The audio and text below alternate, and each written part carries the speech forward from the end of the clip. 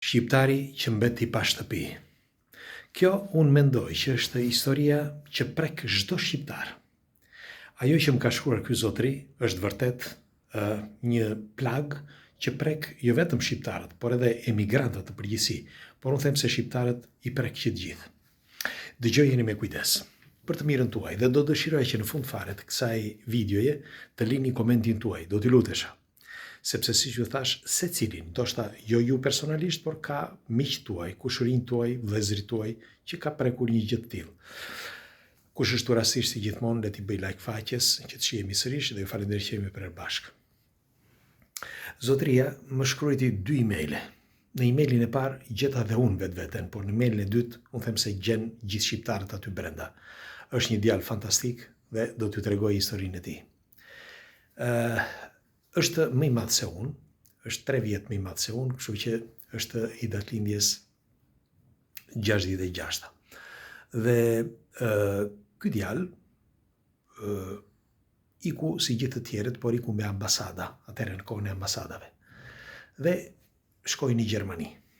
Në Gjermani kaloi një kohë, u kthye në Shqipëri dhe jo për gjithmonë, por u kthye pak kohë në Shqipëri.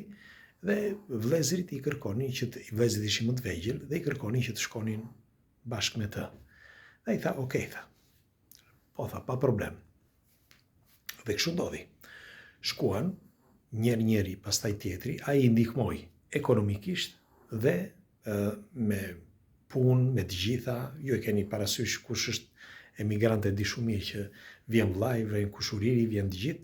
Dhe po t'i vini re, është jo vetëm kohë e humbur e atij që shkon një emigrant, por edhe para, sepse ai nuk përqendrohet e para një që është para, sepse shpenzon shumë para. Telefonat atëherë, ishte me telefonata, do e marrësh makinë, do të çosh atje, do të çosh këtu, do japësh për të ngrënë, sepse kërkojnë çdo gjë, edhe për të ngrënë, për të veshur, pra për çdo gjë. Pra përveç se ka humbje monetare, ka edhe humbje kohe, por koha është akoma më e rëndësishme. Sepse nëse do përqendrohesh tek vetja jote, atëherë do të thotë që nëse përqendrohesh tek tjetri, do të thotë që veten tënde ti e ke harruar dhe shumë gjëra je i detyruar që ti harrosh. Dhe sepse punon, secili punon. Kështu që ti nëse do mbasësh kohën tënde, ke humbur edhe paratë e tua. Dhe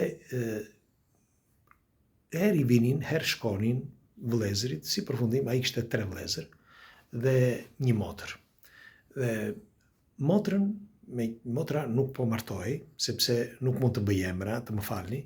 Motra nuk po martohej sepse ishte koha e lëvizjeve.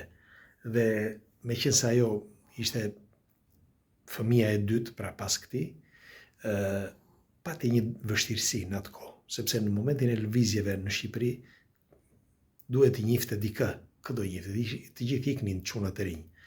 Dhe ajo mbeti pak mbrapa në kohë.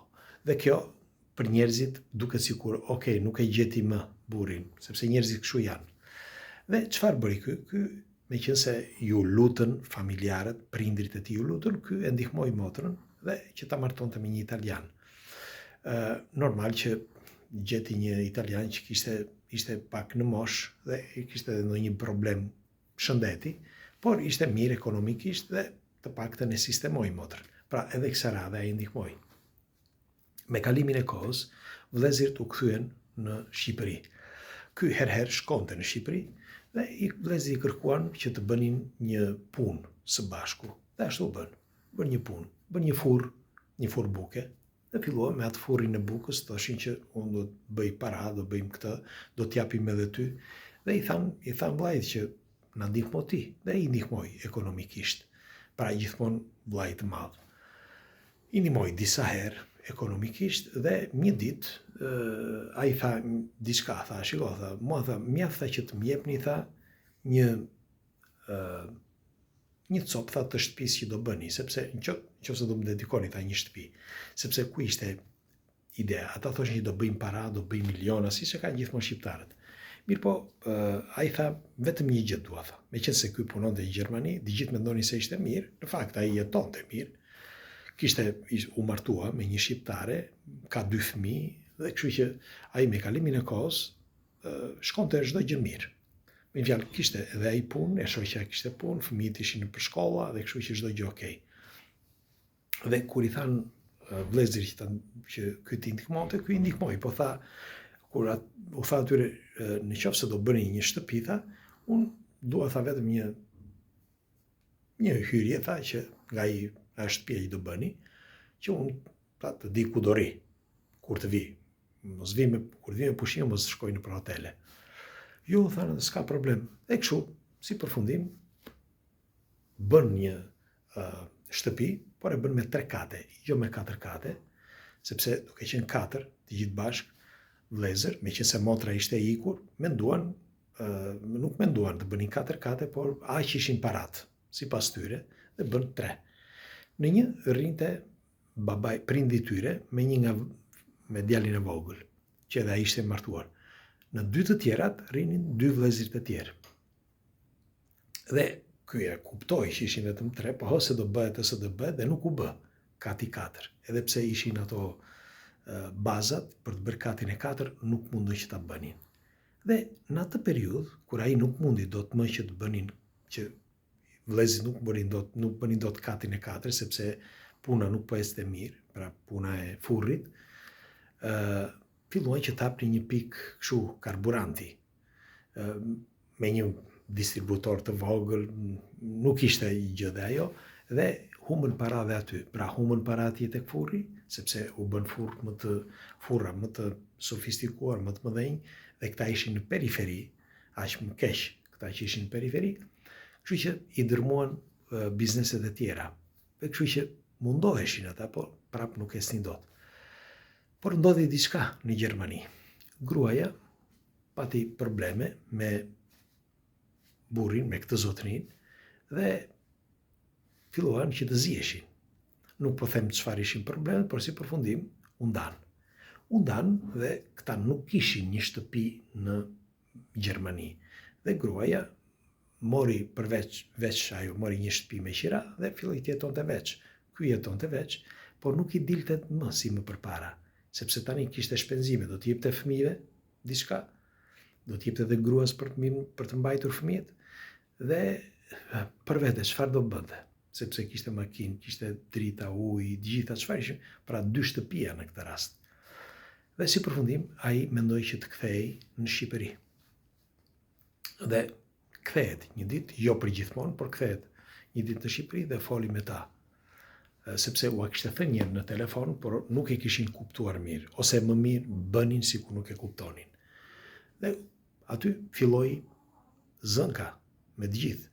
Dhe e keqja është që gratë e vëllezërve u kapën me këtë, dhe thoshin që ky e ka fajin, sepse çdo ky tani që të vi, të na kërkojnë ne para ose të na kërkojnë në shtëpi.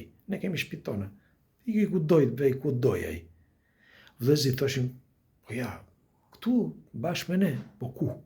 Sepse s'kishte një vend. Ku do rinte? Ai kërkonte që një shtëpi që nuk ishte. Këta i thoshin që ja, do bëni më të lartë, po nuk mundëm. Dhe ai mbeti në mes të 4 rrugëve.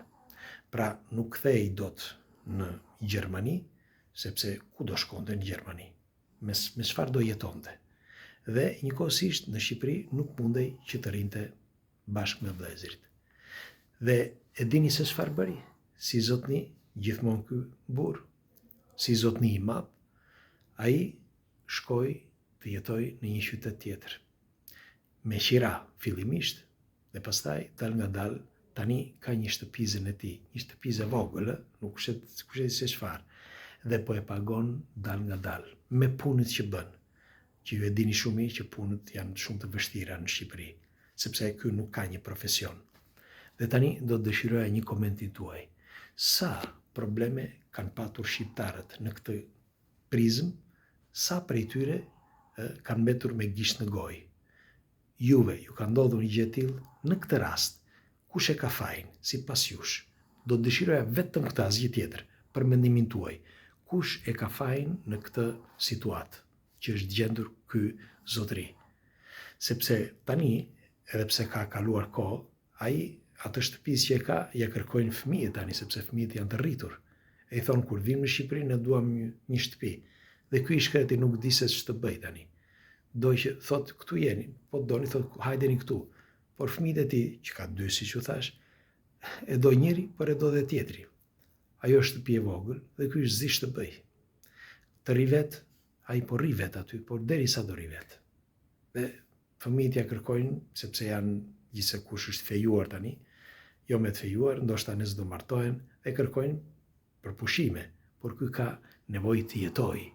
Dhe nuk është më si dikur, sepse sot është pothuaj 60 vjeç, si do t'ja bëj ky? Tani pres komentet tuaja. Kalofshi një mbrëmje të këndshme dhe shpresoj që këto gjëra me kalimin e kohës mos tjetë një plag, por të shërohet kjo plag e shqiptarëve. Natën e mirë.